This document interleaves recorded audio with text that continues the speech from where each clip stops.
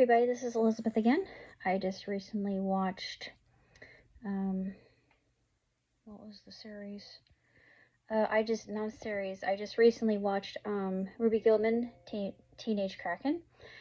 And to be honest with you, I was a little bit disappointed, and I think I am echoing a lot of what other YouTubers have said about Ruby Gillman.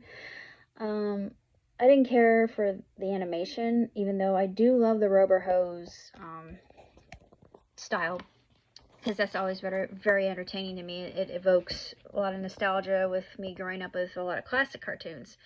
So I did enjoy that, but I didn't like the Kuroji look, because, yeah, they were going for something different, but the characters just didn't look right. It was basically Little Mermaid meets Turning Red, mixed in with a little bit of Luca and some mythology. And what really threw me off is when Ruby actually goes into the ocean. The kingdom of the Krakens is much smaller than I would have imagined it to be. Though, wait, it's a kingdom. This thing should be gargantuan in size, and it wasn't. And I think Saber Spark mentioned this in his review, or it might have been another YouTuber. I can't recall, but he said that water should look, fluid and have some depth to it. Pardon puns, actually, no pardon to those puns, but it had neither of those things. And then he had mentioned that Elemental had, and they did really well. And I haven't seen Elemental yet. It's not on Kiss Cartoon. But I was able to see this because I wanted to, because I love all things underwater, obviously. And because of Puss in Boots: The Last Wish, my expectations were set pretty high because I love that movie immensely. And this movie didn't even evoke a tear for me, which is very surprising. And the story was very lackluster, milquetoast, and wafer thin, and easily predictable, easily discernible. And there was just this one part, and sorry for all the spoilers, but there was one part that really irritated me because Ruby's a very gifted individual. She's super smart and sharp. So why didn't she pick up on her friend setting her up? And she fell for that hook, line, and sinker, pun intended. And it irritated me. It annoyed me to no end. And I thought, why would you do that? I know you're a teenager. I know your brain cells are developing. Your neurons aren't reaching your synapses yet. But hello, I'm sure that there are a few teenagers who, despite lack of brain cells and forming neurons and synapses, would still be able to realize when they're being played. The whole part it was just so obvious and painful, actually. Very painful to watch, because I was yelling. Normally, I don't yell at my laptop for fear that people might think, well, you're Meshuggah. It was so irritating. I was very frustrated at that point in the movie. It didn't really hold my interest. I liked it. I thought that there were a lot of moments that were very cute. I liked the dynamic. I didn't really care for Agatha's hatred of her mother, because they never really fleshed that out. They never really fleshed out the Kraken Kingdom at all. They just kind of glossed over what could have been really epic stuff, and I would have loved to have seen that, but they just didn't have it. And then they had one creature, I forget the name of the creature, but I would have liked for them to do a little bit of exposition on that creature, because apparently it had some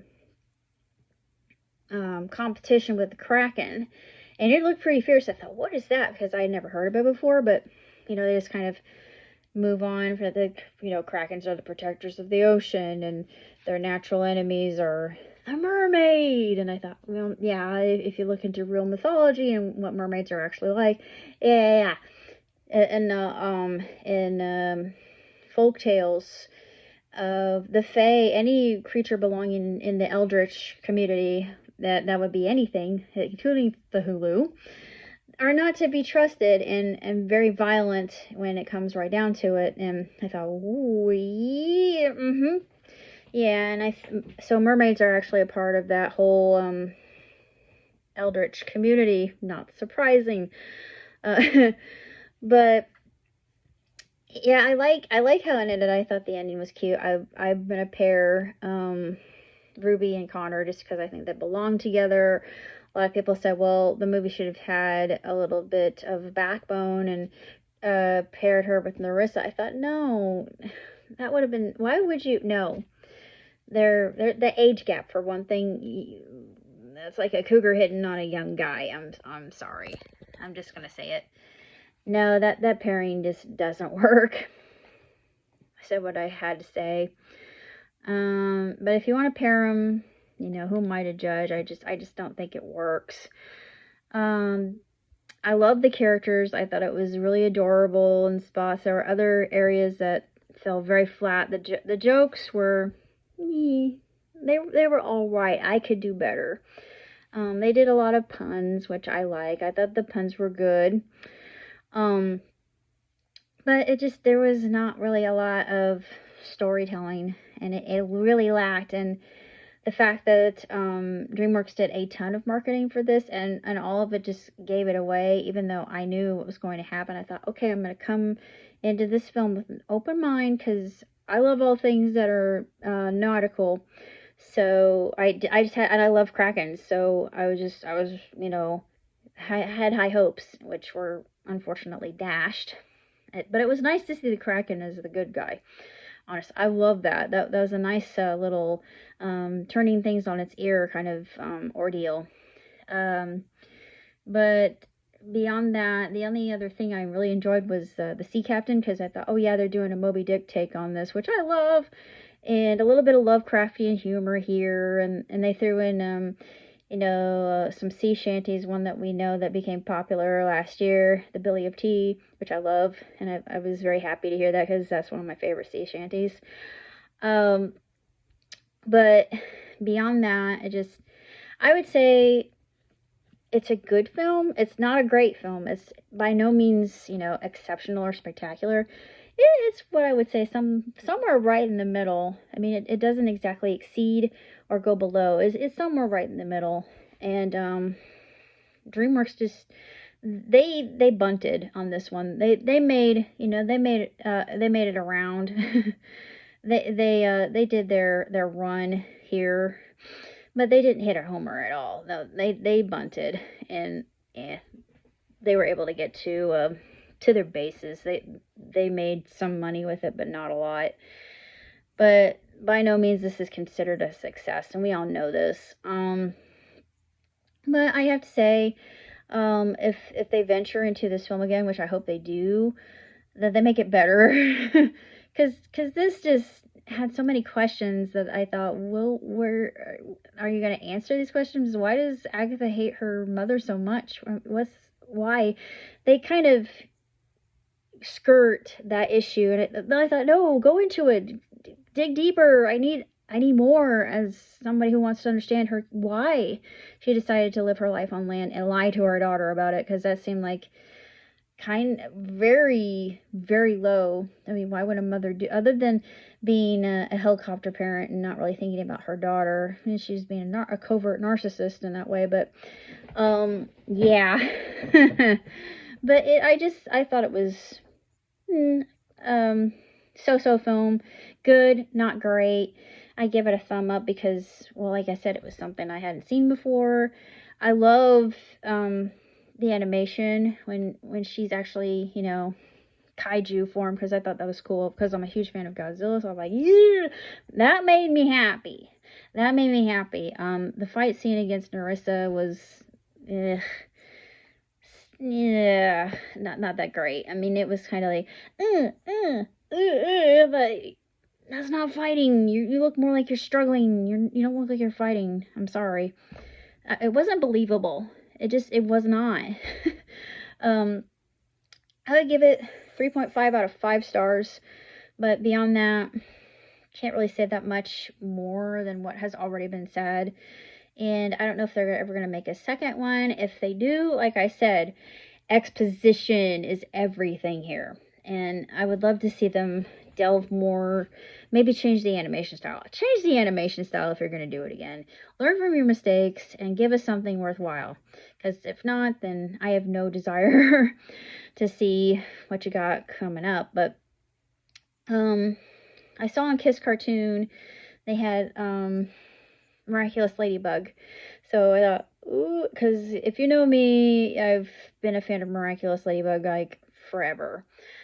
So I would watch it in French, and I understood quite a bit. My French is very conversational, so it's by no means fluent, but I understood quite a lot. I was surprised. I thought, oh, my French is actually better than I believed it was, and even though they speak very quickly because they're native speakers, I thought, oh yeah, I understand. And I don't really need subtitles because what's really cool about watching a cartoon, even if it's in another language, I will get subtle clues through how a character will address another character, or how they move, or how they, gesticulate. I almost said something, other that probably would have gotten me demoted.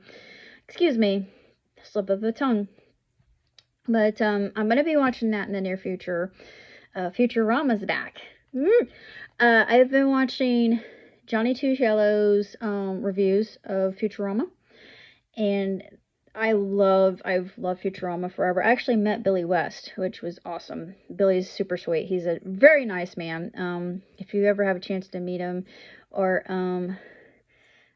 Maurice, Billy and Maurice, they're awesome. Super, super nice people. Seriously, I mean, both of them are.